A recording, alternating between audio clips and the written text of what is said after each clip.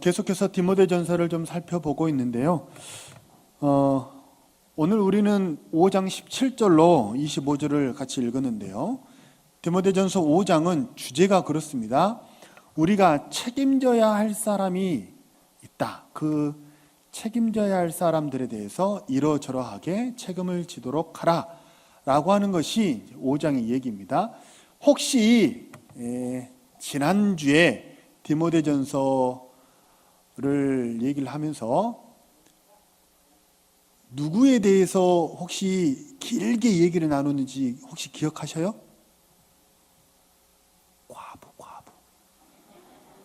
누구에 대해서 나눴죠? 예, 그래서 뭐 명부에 올릴 과부가 누구고 아닌 과부가 어떻고 그래서 사회적으로 책임을 져야 하는데 그 중에 첫 번째 부류가 누구였어요? 과부였습니다. 두 번째 부류는 오늘 본문에 나오는 가르치는 장로들이고, 세 번째 부류의 사람이 6장 1, 2절에 나오는 하인, 종들에 대한 이야기입니다. 이 세 부류는 책임을 좀 져야 한다라고 하는 이야기가 나옵니다.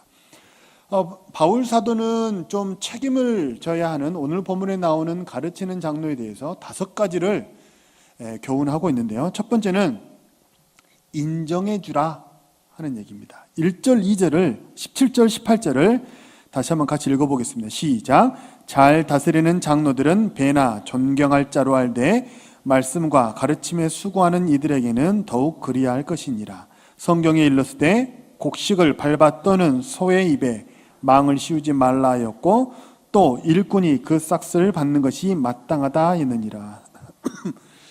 하나님 중심의 신앙을 갖고 그렇게 경건한 신앙생활을 하기를 원하시는 분들이 혹간 실수하시는 영역 중에 하나가 뭐냐면, 혹시 그런 생각 많이 해보지 않으셨어요? 내가 하나님께만 인정받으면 되지 뭘 그렇게 사람에게 인정을 받을 필요가 있나?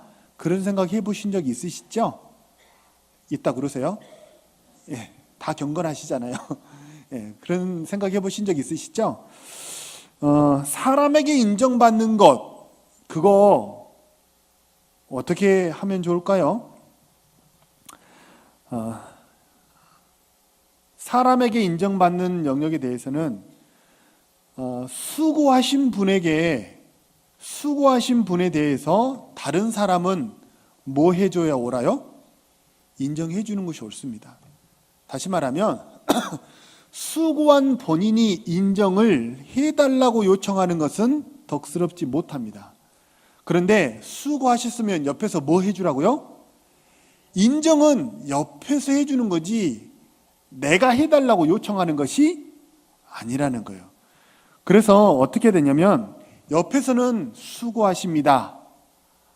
참 수고하시네요. 잘하셨어요. 너무 참 고맙습니다. 라는 말을 자꾸 해야 합니다. 그렇게 하는 것이 옳고, 본인은 그렇게 누가 인정해 줬을 때 그럼요, 제가 좀 수고했죠.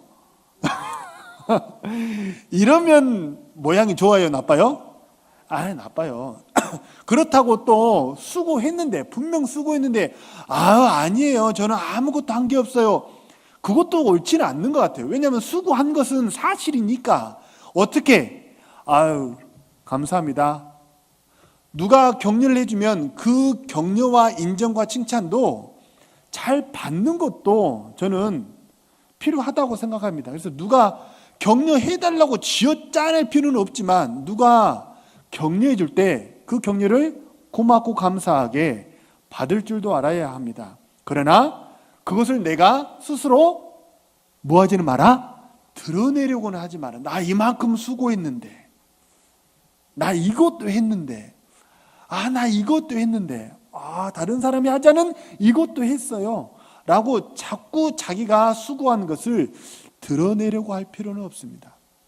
그래서 옆에서는 인정해 주되 본인은 인정을 드러낼 필요는 없지만 누가 격려해 줄 때 격려를 감사한 마음으로 받고 또 더 열심히 거기에 창념하고 전념하는 자세로 그 격려를 받는 것이 덕스럽고 좋으리라 생각합니다.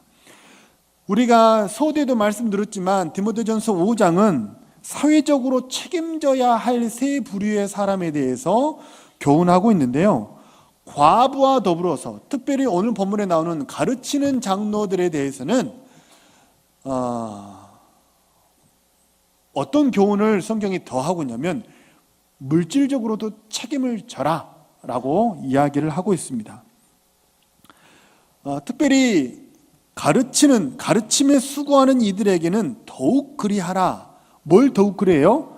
존경하라. 더욱 존경하라 라고 이야기를 하고 있는데요. 존경을 할 뿐만 아니라 18절에 보면 존경에 상응하는 어떤 행위를 교훈하고 있어요.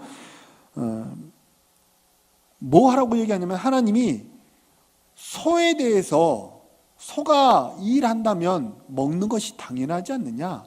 먹는 것은 일하는 소가 먹는 것은 당연하다라고 이야기를 하는데 그 영역을 얘기하면서 더욱더라고 하는 논법을 사용하고 있어요. 더욱더 논법은 뭐냐면요. 하나님께서 짐승이 먹는 것에 관심이 있다고 한다면 하나님의 일을 감당하는 사역자들에게는 더욱더 그들이 먹는 것에 관심이 있지 않겠느냐라고 하는 이야기예요. 비슷한 이야기로 신약에 또 뭐가 나오냐면 들의 백합화를 보라, 공중의 새를 보라, 천부께서 먹이시고 기르시고 입히시나니, 그러면서 하나님의 자녀들은 어떻게 하신다고? 먹이시고 기르시고 입히신다라고 하는 상황에서도 더욱더 논법이에요.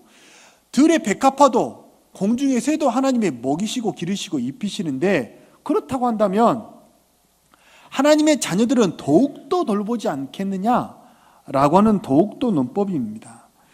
그래서 본문에서 하는 얘기는 하나님께서 소에 먹는 것에 관심이 있고 그것이 합당하다라고 이야기를 하신다면 사역자들이 먹는 것은 더욱더 당연하지 않겠느냐라고 이야기를 하고 있습니다. 근데 제가 설교 준비하면서 좀 바울 사도에게 조금 약간 서운하더라고요. 그래서 천국 가서 좀 이렇게 여쭤보려고요. 하필이면 저 가르치는 장로교 사역 목회자들이죠.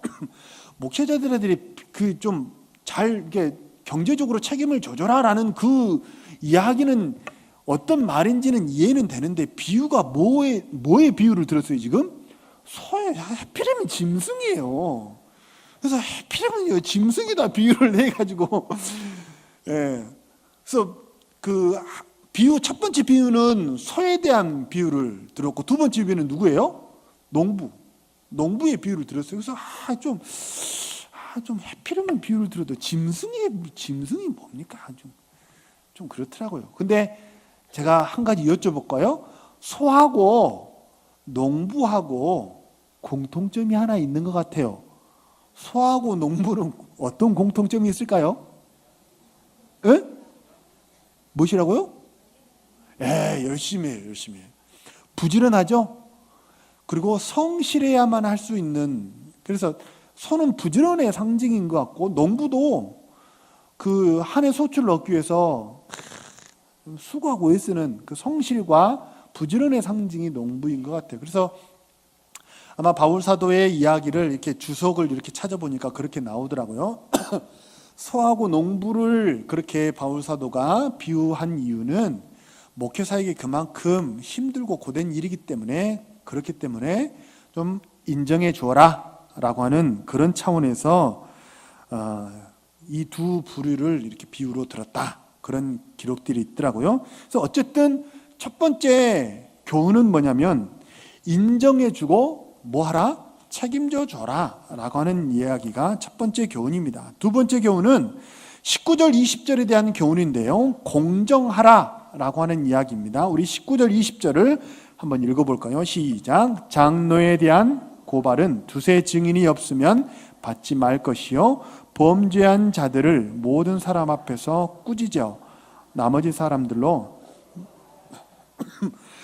목회자에 대한 비난과 고발에 대해서 공정함을 가지라 라고 하는 이야기입니다. 그래서 이 19절 20절은요 모함에 빠지기 쉬운 목회자들을 보호하기 위한 규정이다, 그렇게 설명을 하고 있습니다.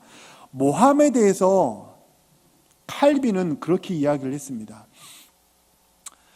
칼빈은 모함에 대해서 자신의 직무를 올바르게 그리고 양심적으로 이행한다고 해도, 그런다고 해도, 아무리 그러려고 해도, 그리고 그렇게 하고 있어도 수만 가지 비판을 피할 수 있는 길은 없다라고 칼빈은 그렇게 얘기해 놓았습니다.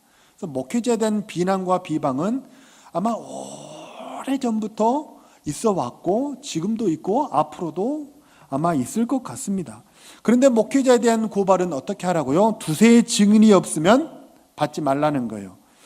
왜냐하면 이단을 비롯한 불선한 무리들이 사실 목회자를 흔드는 대부분의 이유가 뭐냐면, 이단들이 담임 목회자를 흔드는 가장 큰 이유는 뭐겠어요? 그 이유가 뭘까요? 교회를 흔들기 위함입니다. 그래서 지도자를 흔들면 그 양 무리들은 자연스럽게 흩어지기 마련입니다. 그렇죠? 그래서 교회를 흔들고 회파하기 위해서, 그래서 목회자를 흔드는 것이기 때문에 그것을 잘 분별해야 된다라고 하는 이야기입니다. 근데 만약 사실이 아닌 일에 대해서 목회자에 대해서 이런저런 폄하하고 비방하는 것은, 물론 우리는 그 정도는 이렇게 처리할 수 있는 그런 식견과 소양을 우리가 기본적으로 가져야 할 줄로 믿습니다. 근데 만약 목회자에 대한 비난과 고발이 사실이었어요. 사실이었다면 어떻게 되느냐?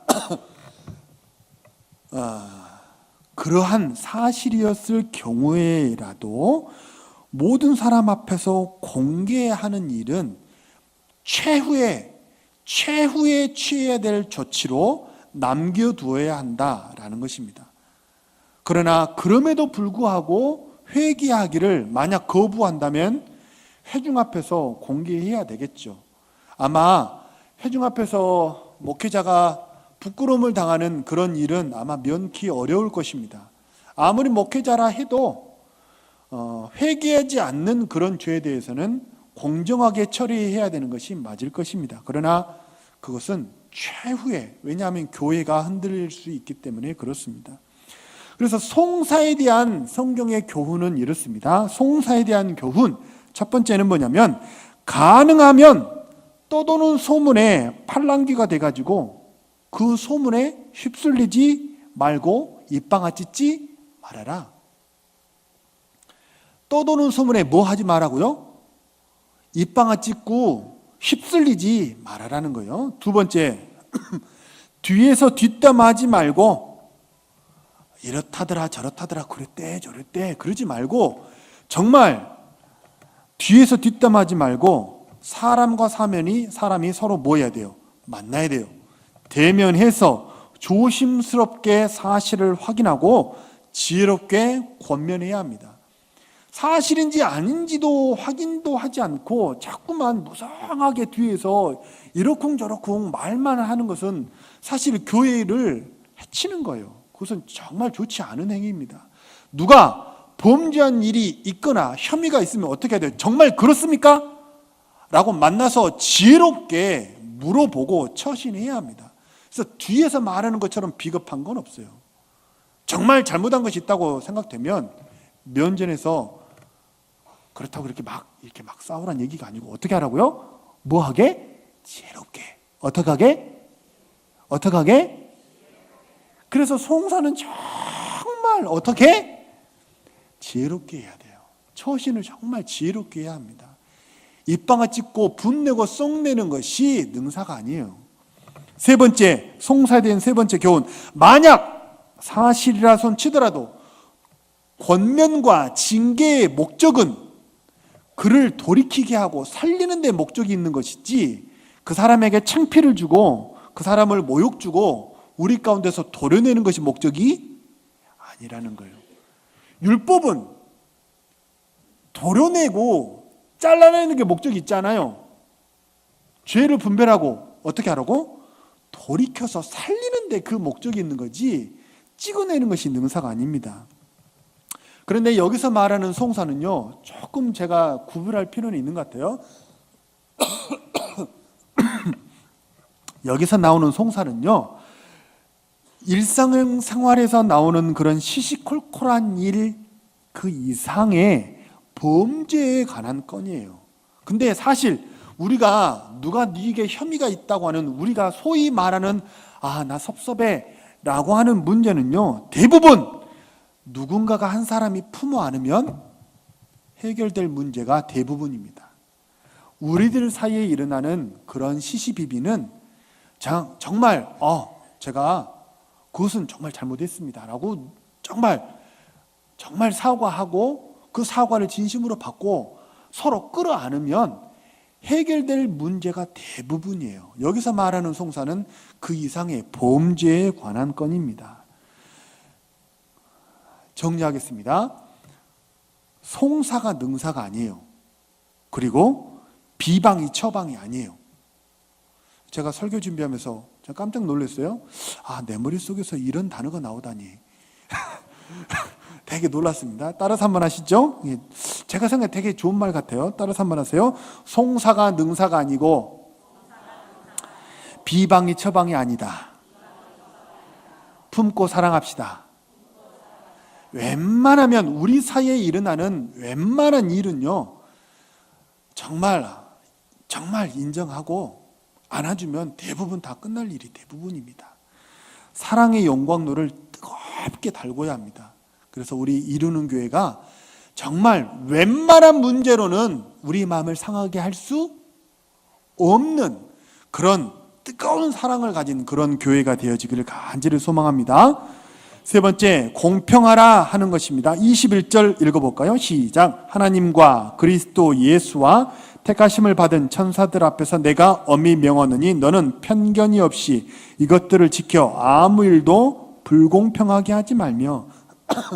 21절에 보면요, 3장 하반부에 교회에 대해서 얘기를 하면서 이 디모데전서 이 전체 중에서 3장 하반부 교회에 대해서 얘기하면서 한번 정점을 찍었어요. 사도 바울이 굉장히 강조하고 하이라이트의 교훈을 한번 정점을 딱 찍고 나서 오늘 5장 21절에서 지금 공평하고 편견 없이 하라, 불공평하지 말아라 라고 하는 이야기를 하면서 21절의 초반부에 봐보세요. 아주 굉장히 거창하게 시작합니다. 누구를 거론하고 있어요? 사도 바울이 첫 번째 하나님, 두 번째는 그리스도 예수, 세 번째는 천사들. 그러니까 웬만한 중량감 있는 이름들은 다 나왔어요. 그 정도로 지금 뭐가 중하다는 거예요? 편견이 없고 불공평하지 하지 않는 것이 중하다는 거예요. 무엇이 중한디? 이것이 중한디. 이것이 아주 중하다는 거예요. 지금 편견이라는 말은요, 원어상으로 보면 프로크리마, 그러니까 무슨 얘기냐면 먼저 재판하다는 뜻이에요. 이 사실이 알려지기 전에 먼저 만들어진 의견이라는 말의 뜻이 편견이에요. 그러니까 사실을 들어보기도 전에 뭔가 생각이 만들어져 있어요. 그게 뭐예요? 편견이에요. 불공평은 뭐냐면요, 말이 비슷합니다. 프로클리시스. 무슨 말이냐면 먼저 기울어져 있다, 먼저 한쪽 편을 들다. 이게 뭐예요? 불공평이에요. 그러니까 편견이나 불공평의 공통점은 뭐예요? 뭔가 팩트, 사실을 알기 전에 먼저 뭔가가 조장이 되어 있고 조성이 되어 있다는 뜻이에요. 편견과 불공평에 대해서는요, 하나님을 거론하고 그리스도 예수를 거론하고 천사를 거론하니 많지 절대로 해서는 안 된다 라고 아주 강력하게 이야기하고 있습니다. 사람은 누구나 다 자기 입맛에 맞는 음식이 있죠. 사람은 누구나 다 자기만의 옷 입는, 선호하는 옷 스타일이 다 있죠. 사람은 누구나 다 나하고 짝짝꿍이 잘 맞는 사람도 있죠. 그것 자체는 죄가 아닙니다. 그럴 수 있어요, 없어요? 예, 있어요. 뭐 내 입맛에 맞다는데. 저는 생선 좋아요. 예, 생선도 좋아하고, 예, 해물탕도 좋아하고, 예, 사실은 다 좋아해요. 누가 그러더라고요. 도대체 안 맛있는 게 뭐냐고. 예, 다 좋아요. 그 중에 생선은 더 좋아해요. 예. 그래서 저는 갈색 옷도 되게 좋아하고, 그래서 오늘 찬바람 불자마자 갈색 옷을 다 입었어요. 전 갈색 좋아해요. 그것이 죄가 아니에요. 그러나 내가 어떤 음식을 좋아하고 어떤 사람을 좋아할 수는 있어요. 그러나 하나님의 교회 일을 하면서 내 개인의 취향을 공식적인 석상에 임의로 반영하면 안 되는 거예요. 누구나 다 자기 친척이 있을 수 있겠죠. 친척을 임의로 차용하는 것은 안 되는 거예요. 누구나 다 친척은 있습니다. 친척 없는 사람 혹시 계세요? 저는 우리 말씀 묵상학교에서는 우리 박씨 가문이 조금 지금 하던데, 박씨, 저는 박효커세라고 그래요. 저는 잘 모르겠어요. 우리 그렇게 전해드렸어요. 아래서 혹시 태어나신 분 계세요? 그러니까 친척들 다 있으시죠? 친척이 있다는 건 죄가 아닙니다. 그러나 친척을 교회 일에 먼저 앉히는 것은 나쁜 것입니다. 자신이 좋아하는 성격이 있을 수 있죠. 아, 나는 이런 확 통하신 분이 좋아. 나는 어떤 사람은 또 꼼꼼한 사람이 좋아. 개인적으로 그럴 수 있죠. 그러나 자신이 좋아하는 성격 또는 자신이 선호하는 어떤 은사를 가진 사람을 특채하거나 그 사람을 특별 대우하면 대하여 안 대하여? 다 같이 한번 따라서 해보세요. 그러면 못 써. 못 쓰는 거예요. 그거는. 좋아할 수는 있으나 그 사람을 특별 대우하거나 특채해서 앉히지 말라는 것입니다. 그런 일이 많아질수록 만약 내가 좋아하는 일단의 성격을 가진 사람끼리만 어울리고 내가 좋아하는 어떤 은사를 가진 사람들만 내 공동체에, 내 사역에 자꾸 동참을 시킨다면, 그런 일이 우리 교회에서 만약 그런 일이 많아진다면 1년이 지나고 2년이 지났을 때 우리 교회가 어떻게 될까요? 당짓는 일이 많아지겠죠. 교회는 끼리끼리 쪼개지겠죠.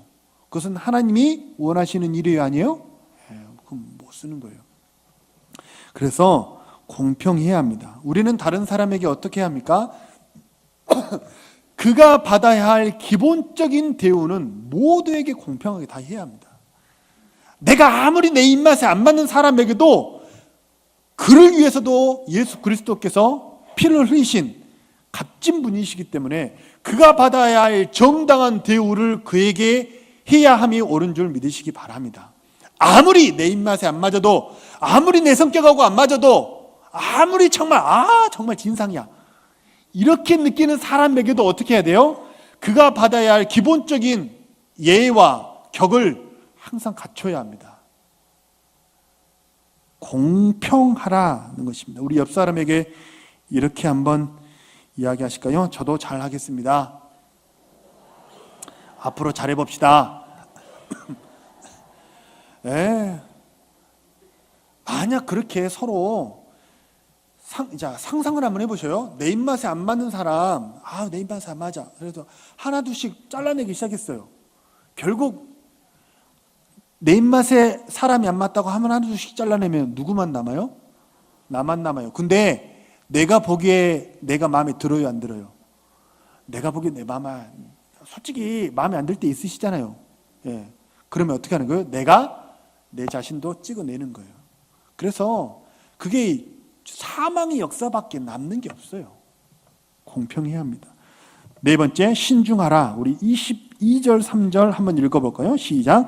아무에게나 경솔히 안수하지 말고 다른 사람의 죄에 간섭하지 말며 내 자신을 지켜 정결하게 하라. 이제부터는 물만 마시지 말고 내 위장과 자주 나는 병을 위하여는 포도주를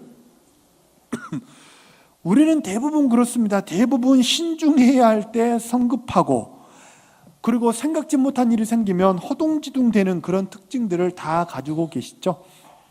그런데 무언가를 결정해야 하는 위치에 있는 사람들은 어떻게 하라는 거예요?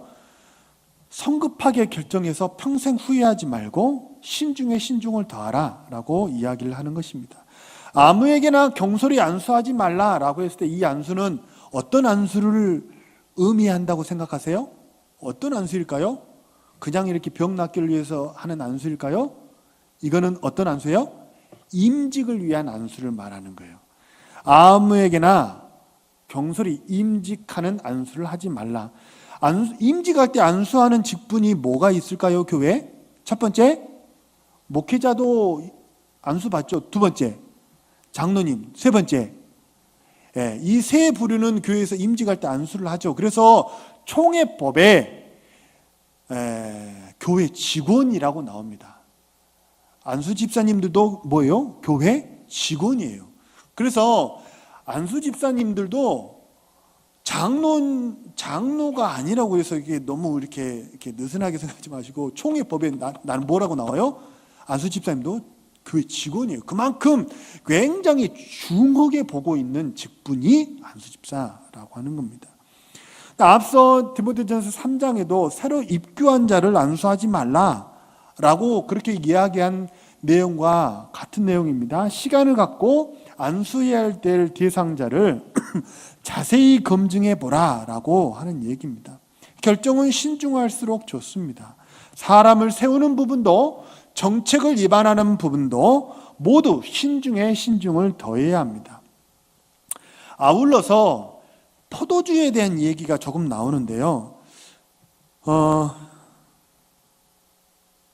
이 포도주, 너의 자주 나는 병을 인하여 포도주를 조금씩 쓰라, 이 말을 애주가 분들께서 이 말씀으로 인하여 위로를 받지 않으시기를 권면합니다. 다시 말씀을 드리지만 성경은 술 먹지 말라는 것입니다. 술 먹는 것은 안 돼요. 디모데에게 그러면 왜 술을 먹으라고 그랬냐면, 디모데는 아마 좀 허약 체질이었던 것 같아요. 또 위장이 좀 약했던 것 같고. 근데 그때 당시 이제 디모데가 살던 곳은 물이 좋지 못한 지역이었어요. 우리나라는 물이 좋잖아요. 그냥 먹어도 되잖아요. 근데 물이 좋지 않은 지역이었는데, 그래서 포도주를 좀 약으로도 쓸 수 있었으나, 그랬으나 디모데가 내가 약으로라도 포도주를 먹으면 그것 보고 성도들이 따라서 먹을까 봐 먹지 않았던 거예요. 그만큼 절제하고 조심했던 겁니다. 그런데 바울이 너가 병이 심하고 몸이 안 좋으니 조금씩은 써라 라고 하는 얘기입니다. 다시 말씀드리지만 술 먹으면 돼요, 안 돼요? 자꾸 술에 대해서 여지를 남기려고 하지 말고 술에 대해서 자꾸 각주를 달지 마세요. 싸워야 합니다. 그건 싸워야 될 대상이지 변명해야 될 대상이 아니에요. 그래서 좀 권면을 드리고 싶은 것은 반주하시는 분들, 애주가 분들이 이 말씀으로 위로를 받지 않으시기를 바랍니다. 다섯 번째는 분별하라 하는 얘기입니다. 24절 5절을 같이 한번 읽어볼까요? 시작. 어떤 사람들의 죄는 밝게 드러나 먼저 심판에 나아가고 어떤 사람들의 죄는 그 뒤를 따르나니 이와 같이 선행도 밝게 드러나고. 사람이 종종 첫인상과 다르기도 합니다. 때문에 그 사람의 진실된 모습이 어떠한지를 우리는 시간을 갖고 반드시 살펴보아야 합니다. 옛날에 그런 말이 있죠. 말은 오래 달려보아야 그 힘을 알고 사람은 오래 사귀어보아야 그 진가를 알 수 있다. 옛날에 그런 말도 있지 않았습니까? 성경은 분명히 이야기합니다. 그 사람에게 선함이 있다면 그 선함은 시간이 지났을 때 그 선함은 감출 수가 없다. 그 사람 마음속에 악함이 있다면 그 악함 또한 시간이 지났을 때 감출 수가 없다. 시간이 지나면 선함도 악함도 드러난다는 거예요. 반드시. 그래서 혹시 그런 말 들어보셨어요? 여행을 갔을 때, 요즘은 2박 3일이 대세인데 이제 좀 길게 일주일, 열흘, 한 달 이렇게, 혹시 그렇게 장기적으로 보름 이렇게 여행을 갔을 때 그런다고들 해요. 3일이 지나면 자기 본성이 드러난대요. 여행 가서 3일 지나면 자기 본성이 드러난대요. 그래서 저는 청년들을 데리고 단기 선교를 가면요, 선교 훈련도 열심히 시켰지만 팀워크 훈련을 굉장히 많이 시켰어요. 왜냐하면 3일이 지나면 팀워크가 깨지면 성교고 나발이고 다 깨져버려요. 이게 뭔가 한 사람이 딱 이게 머리가 화가 나가지고 심통을 부리기 시작하면 팀워크가 확 무너지기 때문에 저는 성교갈 때 팀워크 훈련을 꽤 많이 시켰던 것 같아요. 3일이 지나면 자기 본성이 드러난다 그래요. 빙산의 원리, 빙산 아시죠? 빙산의 원리에 따르면 사람의 10분의 9는 감추어져 있다고 그래요. 그래서 잘 들어보세요. 호감가는 어떤 사람은, 내가 호감을 갖고 있는 그 어떤 사람, 참 저 사람은 괜찮은 것 같아. 호감가는 어떤 사람은 그 사람에게 감추어진 단점이 있을 수도 있다. 단점을 감추고 있기 때문에 호감형으로 보일 수 있다는 거예요. 반대로 내가 참 비호감이야 라고 느끼는 그 사람은 내가 전혀 생각하지 못하는 뭐가 있을 수도 있다는 거예요. 장점이 있을 수도 있다는 거예요. 그래서 호감 가는 사람에게 예기치 못한 단점이 있을 수 있고, 비호감에게 내가 발견하지 못한 장점이 있을 수도 있다 하는 것입니다. 같은 원리로 다른 얘기를 좀 해보자면, 고난 속에는 무엇이 숨어 있어요? 축복. 듣고는 계시죠? 고난 속에 뭐가 숨어 있어요? 고난 속에 축복이 숨어 있고, 축복 속에는 무엇이, 함정이, 위기가 도사리고 있기도 해요. 그래서 섰다 싶을 때 넘어질 수도 있고, 고난 중에 축복이 올 수도 있는 거죠. 그런 것이죠. 그래서 어떻게 하는 거예요? 겉만 보지 말고 그 중심을 잘 살피는, 시간을 갖고 잘 살피는 사람이 되라. 그래서 제일 가벼운 사람이 어떤 사람이냐면, 일희일비하는 사람이 제일 가벼운 거예요. 조금 잘해주면 너무너무 좋아, 그러다가 조금만 이렇게 입 바른 말하고 그러시면 안 돼요. 그러면 서운해가지고 그런 줄 몰랐다고 그러면 안 돼요. 일희일비하면 안 되고 진중해야 돼요. 그래서 사람은 오래 사귀어보고 이런 사람이구나 라고 딱 그 사람의 중심을 알고, 나에게 중심을 알고 나면 나에게 하는 말에 대해서 조금 서운한 말을 하더라도, 이런 분인데 이렇게 말하는 것은 아마 이런 뜻이 있겠지라고 미루어 생각할 수 있고, 또 이렇게 하면 이렇구나라고 이렇게 전체적으로 생각할 수 있게 되는 거죠. 그래서 일희일비하지 말고 사람의 본심을 잘 헤아리고 살피는 우리 모든 이루는 가족 되시기를 축복합니다.